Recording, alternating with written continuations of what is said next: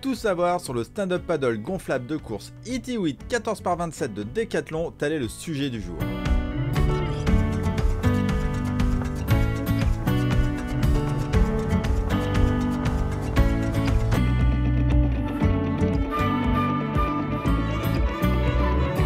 Bonjour à toutes et à tous et bienvenue sur la chaîne YouTube de Subpassion.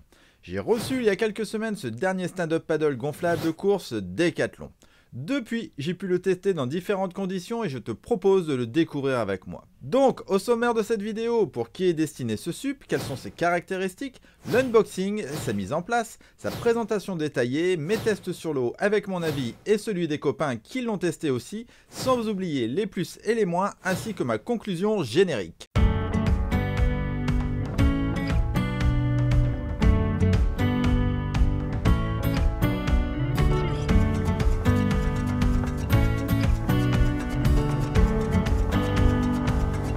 Pour commencer, à qui est destinée cette planche de stand-up paddle gonflable de course ET8 14 pieds par 27 pouces?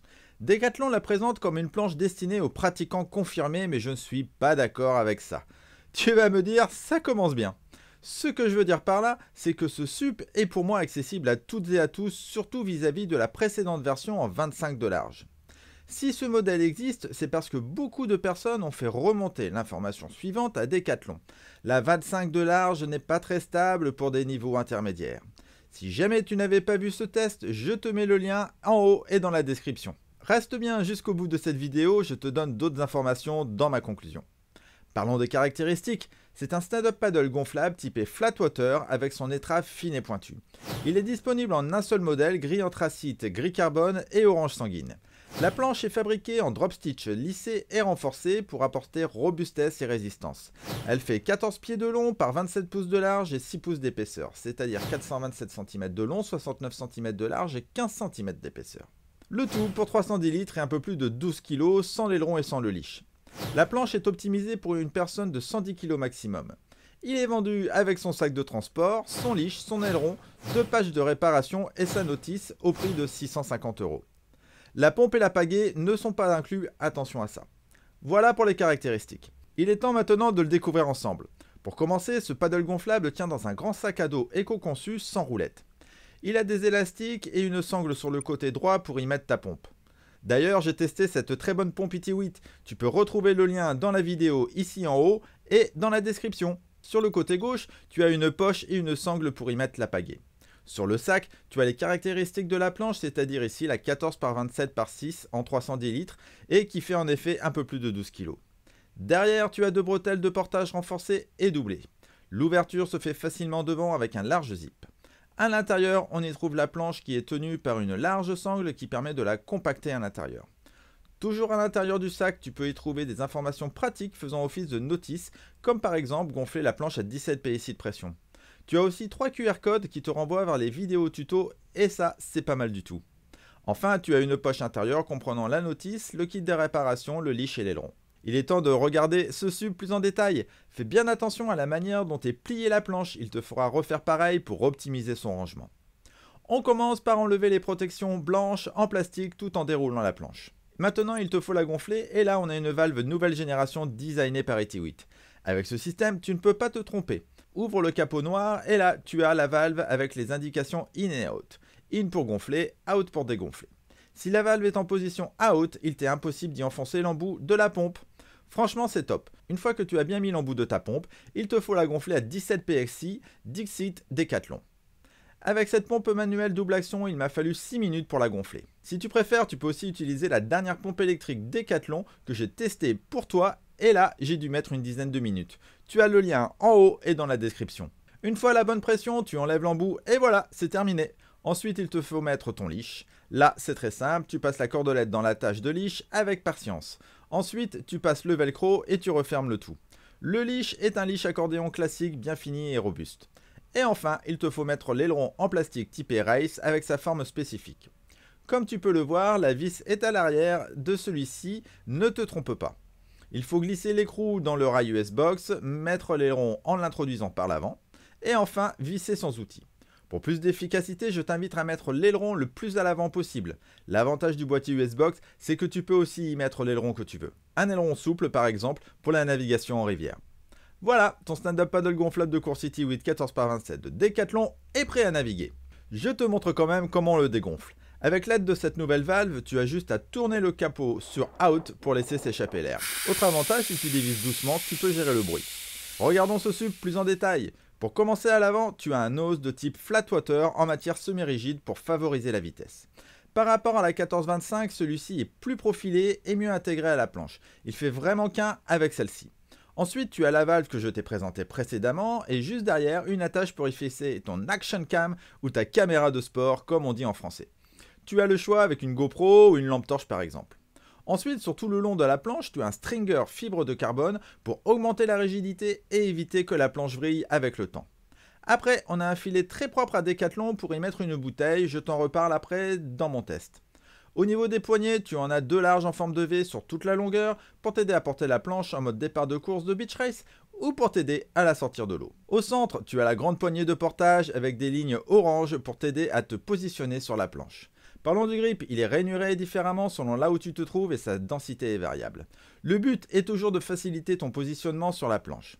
À l'arrière et à l'avant du kicktail, tu as une ligne relevée sur la largeur, toujours dans l'objectif de savoir où tu te trouves quand tu recules pour tourner ta planche. Et enfin, comme à l'avant, tu as un tail carré semi-rigide pour t'apporter plus de vitesse, plus de stabilité et donc plus de performance.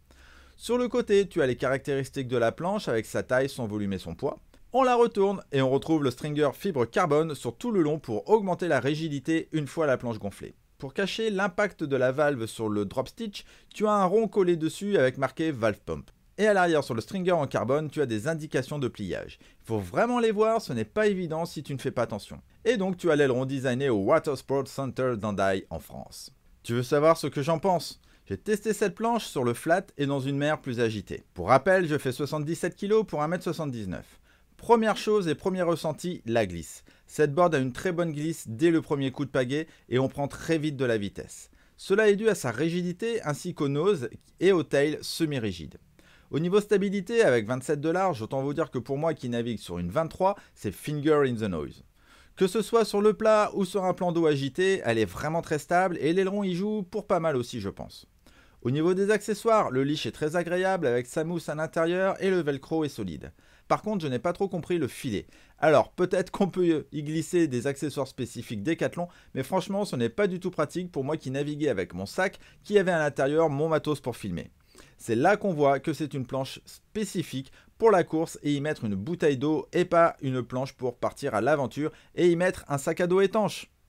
Le grip est très agréable, même pieds nus et on bouge facilement dessus. Au niveau de la pression, 17 PSI c'est bien, mais je pense qu'au-delà de 75 kg, on peut facilement gonfler à 18 PSI pour apporter encore plus de rigidité. Et cette rigidité, on la ressent aussi dès le premier coup de pagaie. On n'a pas du tout la sensation de trampoline comme parfois on peut avoir avec d'autres planches gonflables de race. J'ai demandé à des copains qui l'ont testé ce qu'ils en pensent, voici leur retour. Pour Franck, qui a l'habitude de naviguer sur des planches rigides, il a été surpris par la bonne glisse et la fermeté de la board.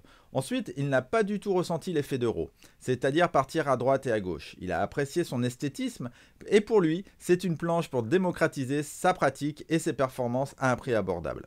Pour Sébastien qui l'a utilisé à la Glagla Race 2022, le gain en stabilité est top vis-à-vis de la 25 de large, que ce soit dans le clapot du départ, en plan d'eau agité ou avec des vagues latérales. Avec cette largeur, il peut se concentrer sur sa rame sans trop perdre de vitesse.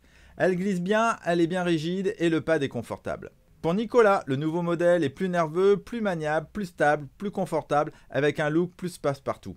Il aurait aimé un nose moins typé flat et regrette le manque de disponibilité en magasin. Et pour Xavier, c'est une planche multipasse en quelque sorte. Et oui, une session de yoga paddle ne l'effraie pas et les aventuriers ne seront pas en reste. Avec malgré tout un petit filet et le nouveau porte-bouteille astucieux pour Xavier qui maintient votre précieuse gourde même à fort régime. Une planche aussi bien pour les néophytes que pour tous les aguerris. Pour Xavier, les poignées lui ont toujours plu, cela permet de stabiliser les 14 de la planche en déplacement. Pour finir, la nouvelle valve soupape bien réalisée offre une discrétion parfois bienvenue à la plage et évitera les moments de solitude de dégonflage intempestif si ça vous est pas déjà arrivé. Et enfin, pour Lisa qui débute et qui n'avait jamais monté sur une planche de race, elle l'a trouvée très stable et elle apprécie la prise de vitesse qu'elle n'avait jamais eue auparavant. Elle a eu beaucoup de plaisir à rider sur ce Suprace.